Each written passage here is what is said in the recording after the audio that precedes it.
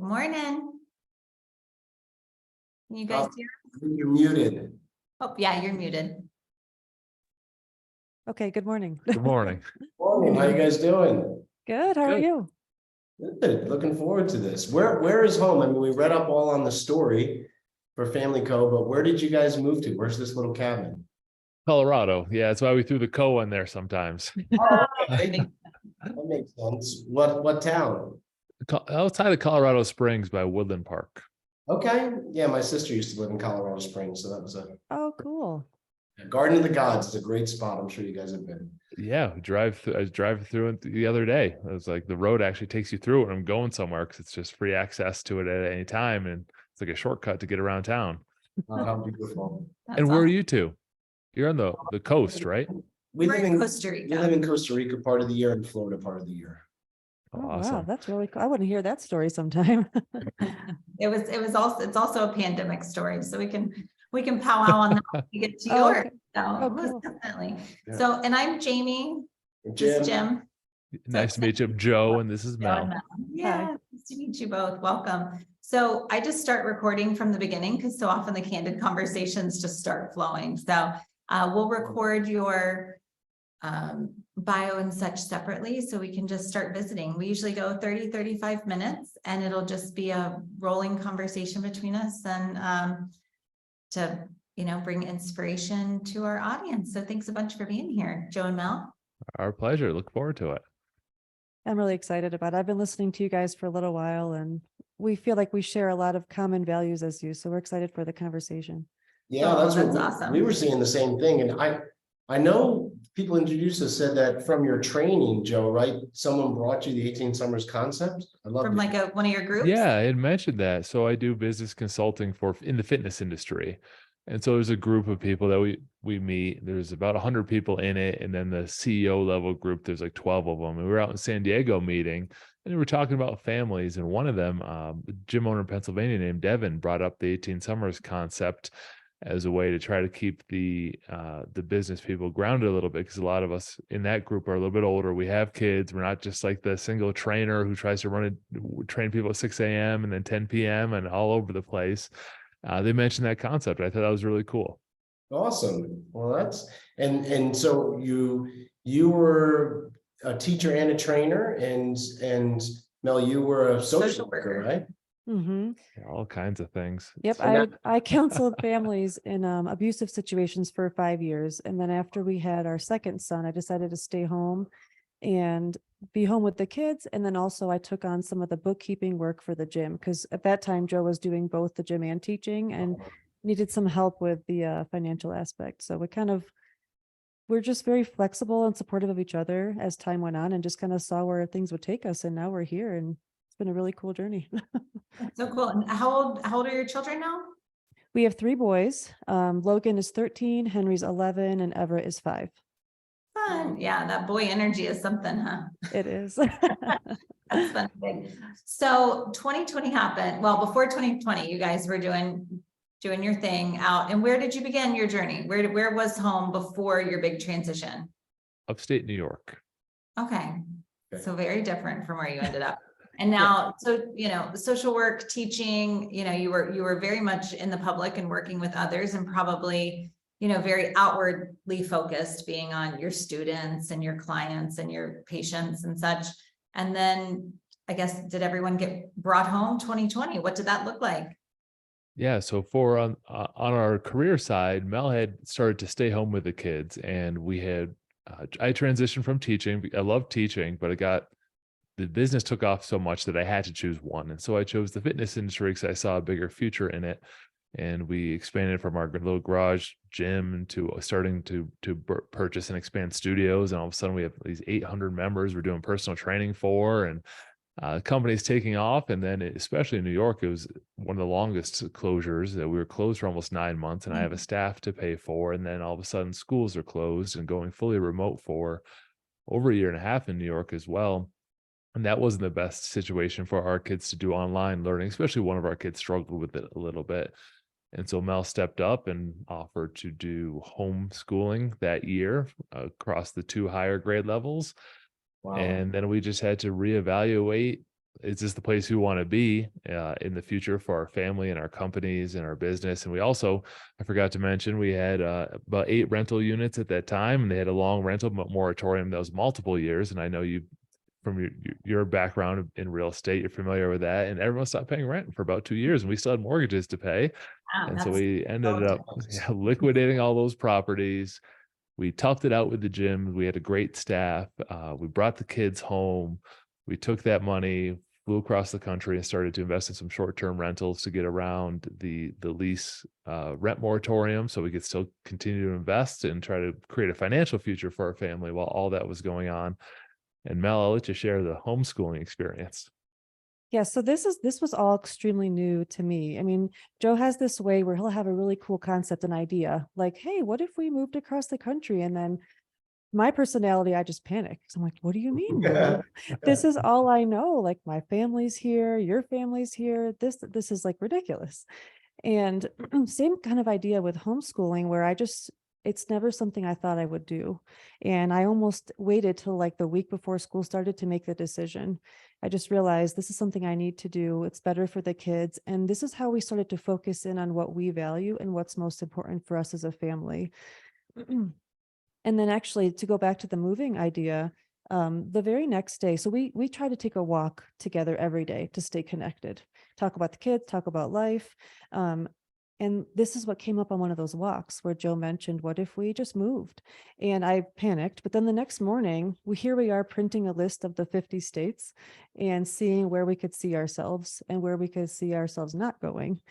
And we just wanted a place with sun and adventure and that fit our values better. And even the school system, the particular program our oldest son that we were most concerned about was going into was this mountain academy where there's lots of outdoor learning. They go rafting, they go to the Cave of the Winds, which is like a underground cave, and all these different parks around here that they would go to and learn there. So it just seemed to really fit our values. And as soon as we got the ball rolling, we saw all the opportunities. So that panic that I felt, you still feel bad about leaving people that you love, but we started to see all these opportunities that were going to be presented to us if we moved, and we haven't looked back. Yeah, well, I want to definitely unpack this because this is a really important thing. So we're talking 2020, 2 careers that was social work had already been put behind for family priority, teaching, and now the gym, which, you know, and rental property. And unfortunately, I have very good friends that took years to build a rental portfolio. You've probably heard me talk about them on the podcast. And they went from having an income they built and earned to having to write checks. Yeah, landlord-friendly states are really important. We are not shy to talk about landlord-friendly states, not at all. And that's not political, that's just sensible. And so you got hit with everything. Gyms closed, rental moratorium. New York and California have the worst in the world, probably, along with Chicago and Illinois. So you guys got hit hard with it. So, and the reason I'm bringing back into this is, and you say, we need to make a move, we need to do it now, but probably every 5 minutes felt like 5 years at certain points of that, because you're feeling it financially, relationally, the family, like, what are we doing? How did you make it through each of those early days? Like, what was the top 1 or 2 things? Because this is really important for a lot of our listeners to know. Yeah, Mel will go into the concept one step at a time, which helped her get through the panic. And for me, it was we just would say the saying over again. We heard it in one of Jocko's book, which is control the controllables. Like there's so much that I cannot do anything about right now. So I can't read the paper and I can't worry about this thing with the rental properties. Like, it was like the situation was really, really bad. Like, we're kind of do-gooder types, teacher, social worker, but I would go to look at the fitness studios and people would drive by and call the police on me for like being in a fitness studio when I'm checking, like, to make sure our HVAC is up to standard so we could reopen it at some point. And now I'm getting the police called on me. And then same thing happened with the rental properties. Like, hey, this grass is too long. We were like, all right, well, I'll go over and cut it. Then the tenant would call the police for the landlord being on the property. And now I got code enforcement on top of me for trying to do something that they told me to do. And we just had to put all that stress to the side and say, what can we control? Well, we're home, we're with our kids. Let's try to take a lot of these organizational health things that we learned over the years to create a company and spend that kind of time and energy in our family, because we're spending, I was spending much more time on running the company and organization. I was thrilled, like I was so proud, like, hey, I started this gym in my basement, now it's this big 7-figure company, and like I was not putting the same amount of effort into the family, and it was a good reset, and I could control that, and I could start sitting down at the dinner table now, which I couldn't before, and I could start working on family values. And that was a big piece. So for me, it was control the controllables. Mel? The concept that got me through was one step at a time. So literally we would name the next thing that we could focus on. Cause I think ahead. I'm saying, how is this going to affect us later? Well, what if we have to sell the house? We're going to have to homeschool. I still had a little baby at the time, and my mom would come to help with him. And I felt guilty about that because I wasn't spending a lot of time with him.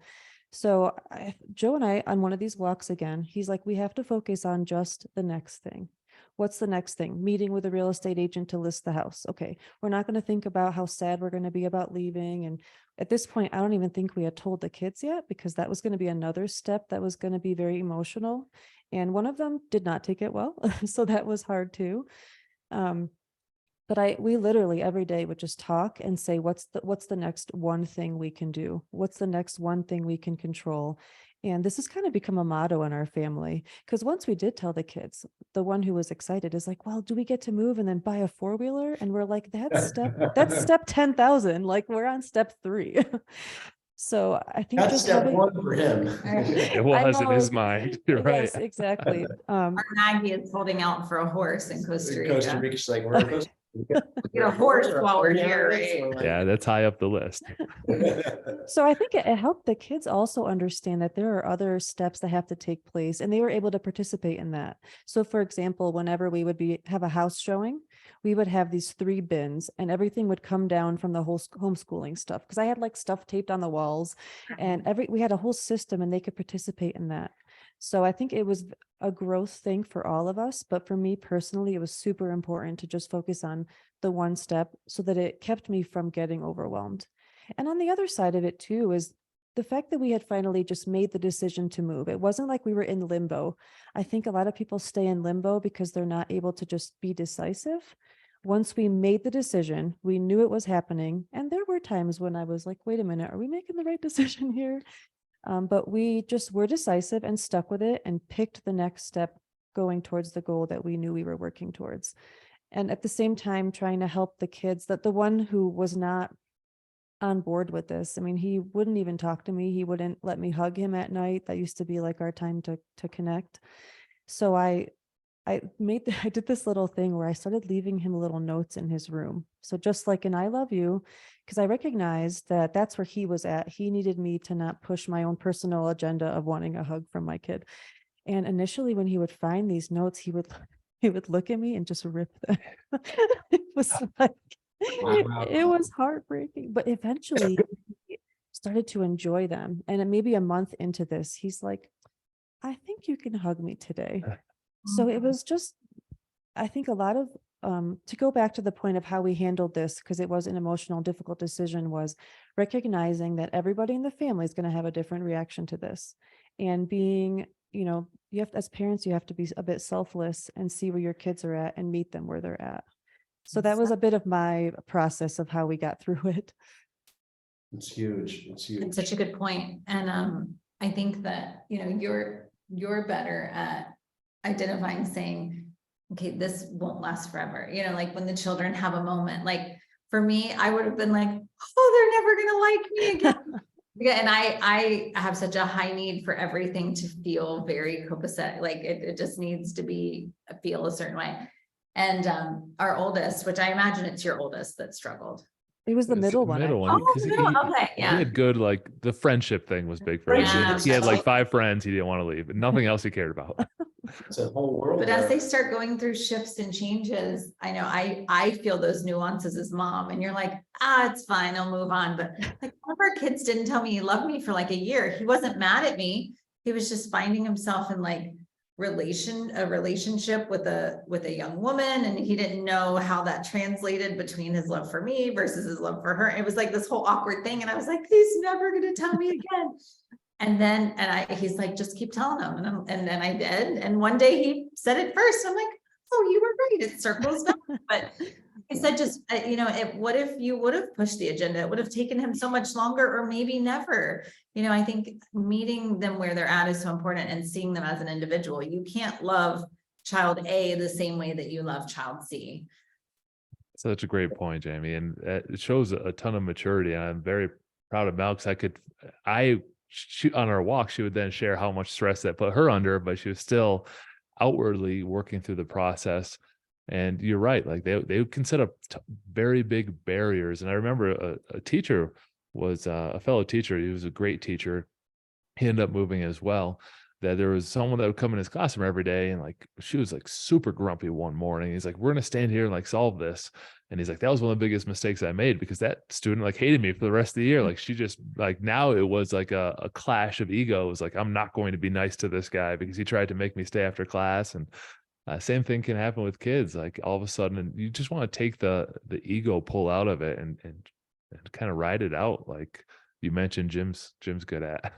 It's like, yeah, it's growing pains. They'll get there. I think that's the yin and yang for us. There are certain things Jamie is so, even keel calm on, where it's like, oh no, they might need a few stitches, but let them do it. And I'm like, I don't want to run and like grab them off of something. But then in these things, I can see certain things where I'm like, yeah, but as soon as he's not feeling well or down, who does he go sit next to and start talking to? And like, you can see different things when you're a little bit out of it. And I think that's where we keep each other accountable. But, to your credit, Mel, that patience is so important. And that's something we learned with our own family dynamic. And in one of the stories, and hopefully this translates to it, when Jamie and I took the foster care classes, we became friends with the lady who taught us this class. And she told us this story that just basically, Mel, you did the opposite of what these people did. There was this beautiful little boy. He was adopted by this foster family. They went into foster and then went into full adopt, and they adopted him. And believe it or not, there's a return policy. And they returned him about 4 months later. And she said the reason they returned him is because they were upset that this little boy, who was about 7, would not call the guy dad. He wouldn't call him dad. And, she started to explain that word at the time for him, the definition that word had built before he came into a safe home in this foster environment, it was like probably a huge swear word. It was not a word of safety or comfort. It was the opposite. So these people tried to force this need or knowing that they needed on this little boy. And they literally broke up the family and returned him because he wouldn't come to it. And I think with a little time, knowing the situation I went through, and believe it or not, when I hear something like, wow, in the pandemic, in a move, in this, you took the 180 opposite. You didn't force your own needs on. So I'm just giving you pretty much a cyber high five right now. I really appreciate that. And I want to bring up how a piece of why I was able to do that is because Joe and I communicate. I being able to do for my middle child what he needed, I was capable of doing that because I could go with the emotional part and talk to Joe about it. So it's like, you still need an outlet. So oftentimes, we really try to have like a low heart rate situation in our family where we try to stay as calm as possible with whatever situation arises. And a lot of that is possible because we go on these walks, we talk about stuff ahead of time so that when the kid comes home from school and there was a problem, or when this arose with my middle child, I'm more emotionally prepared because I know I will have the outlet and be able to talk to Joe about it on our walks. So having that connection is what helps me. It's not like I can just do that for my middle child and then just be fine. Like I still have to deal with my response, and then I deal with that as an adult by talking with my spouse about it. And that was a huge piece of what got me through as well. Joe's my sounding board, and it makes me laugh. Humor is a big piece of our relationship too.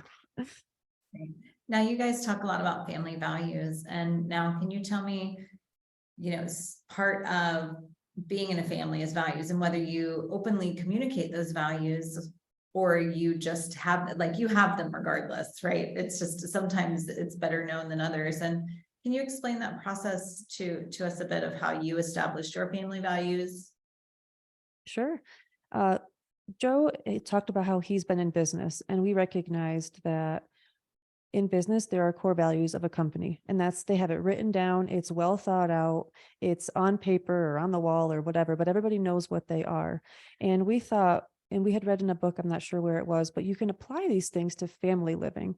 Oftentimes you grow up, you want to have a family, and you just kind of think, or things will organically just be great. But we thought we need to put more effort into being very specific. So our process, we've come up with 6 core values for our family, and they are displayed.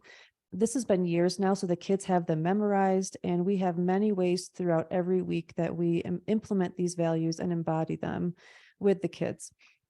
But the way we actually originally came up with them was we took about 2 weeks and we individually spent some time writing down everything that we find valuable in our lives.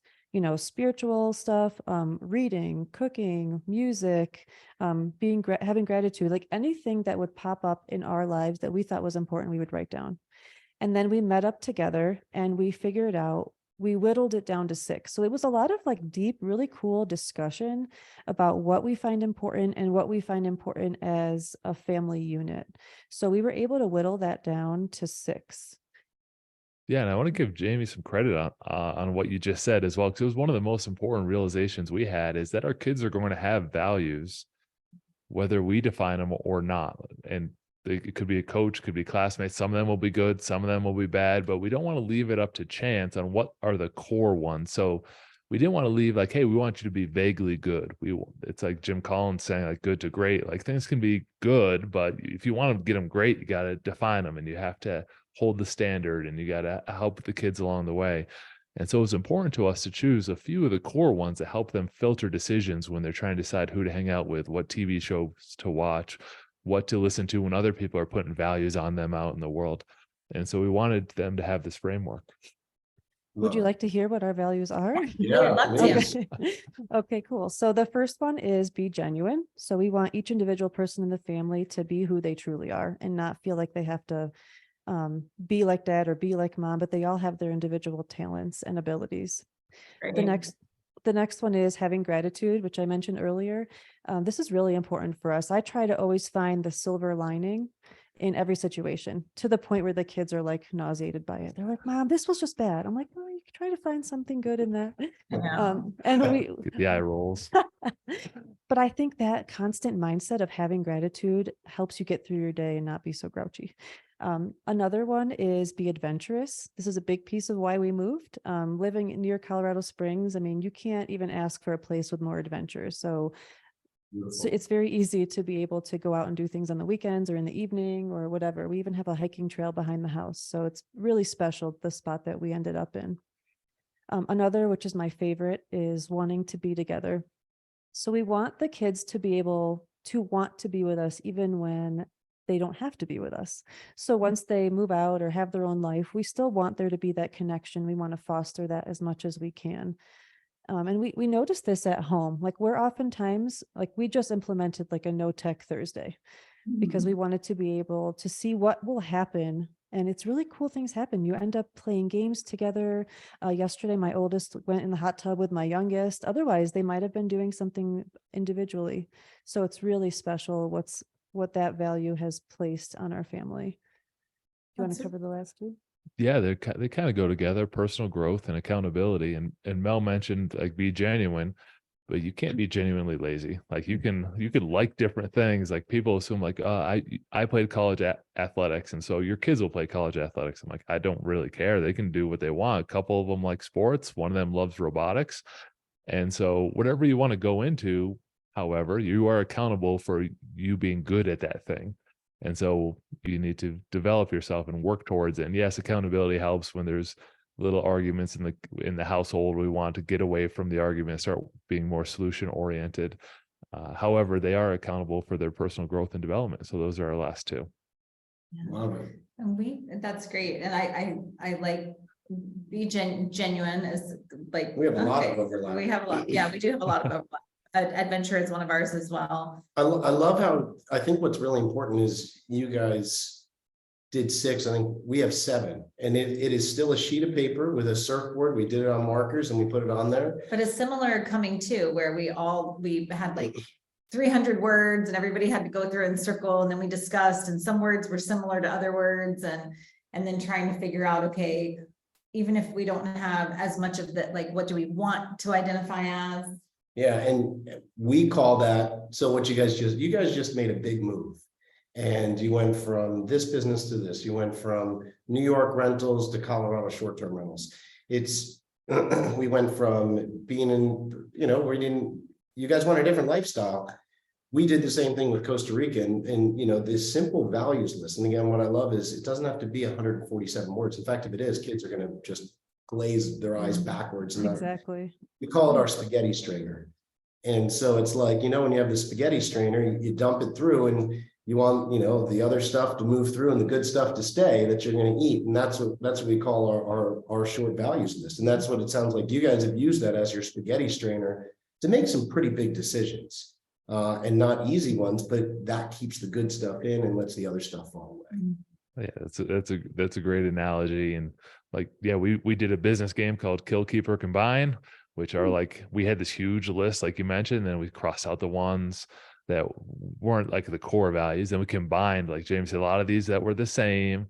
And then we would keep the great ones, and we do that over and over again until we get down to a list that's manageable, because it's overwhelming. And we constantly say this, like, what's memorable is portable. If you can carry it in your mind, you can live it in your life. And we give them 150 values. I can't remember. I wouldn't remember 6 at that point, because it would be too much. I would just shut down. And I think what the values help do, this is with your strainer example, it helps you filter out just making decisions based on feelings. Because sometimes I would start feeling guilty, like, well, we're going to leave the family, like that doesn't seem like okay.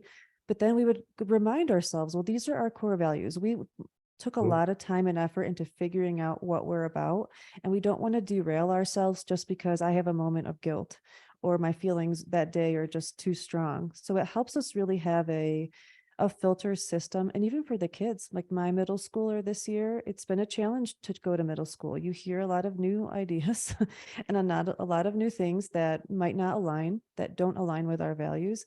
And he's made some really good decisions on who he has spent time with. And I asked him one day, I'm like, well, what's helped you this year? And he says, honestly, and I couldn't believe he said this. He's like, because we have some family values.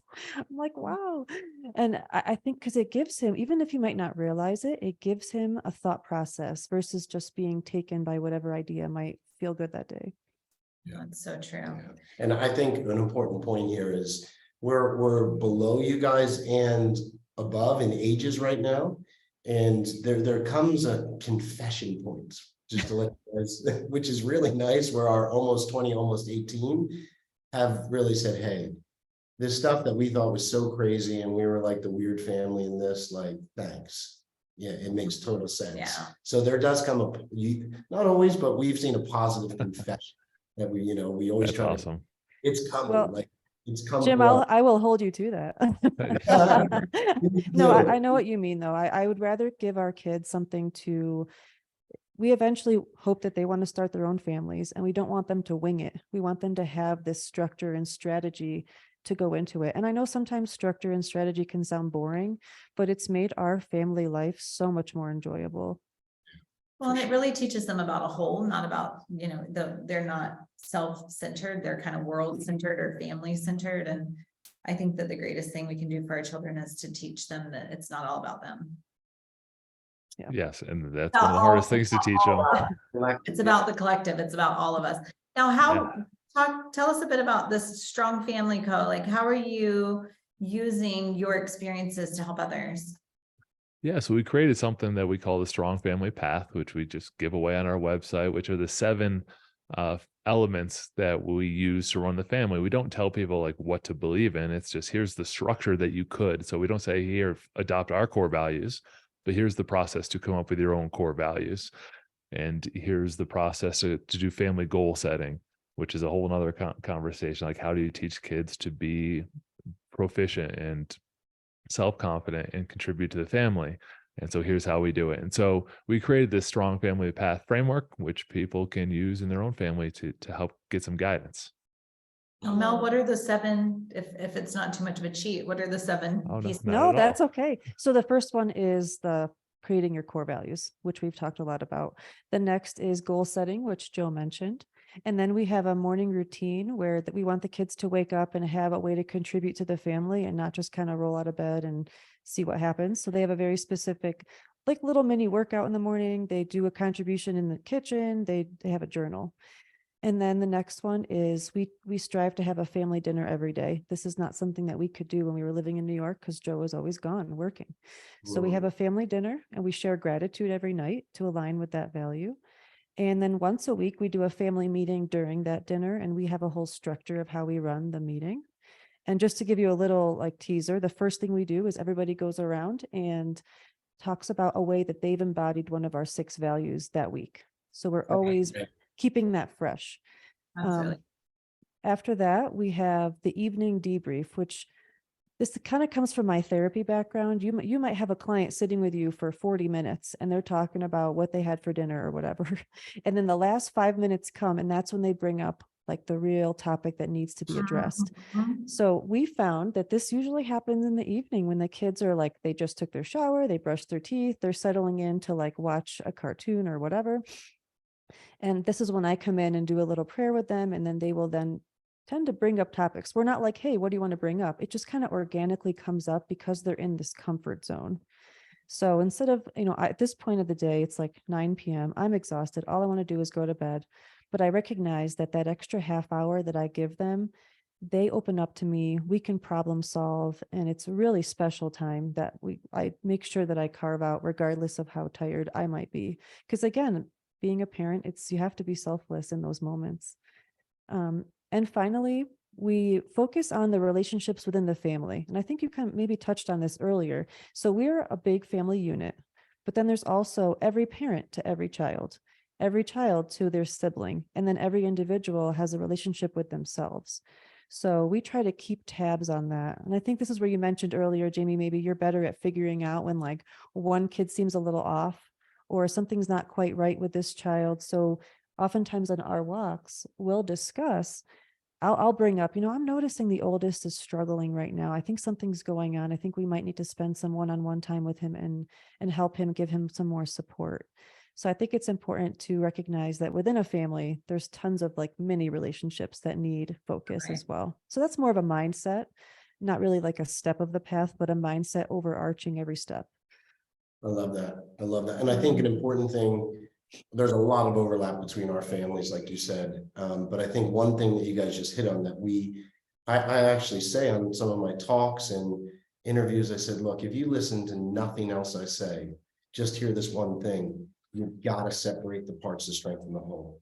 Yeah, you have to have that individual time when just you two are walking together, when, you, Mel, are with your oldest, where Joe, you are just with your youngest. It's that one-to-one principle. When you separate those parts, the whole becomes stronger.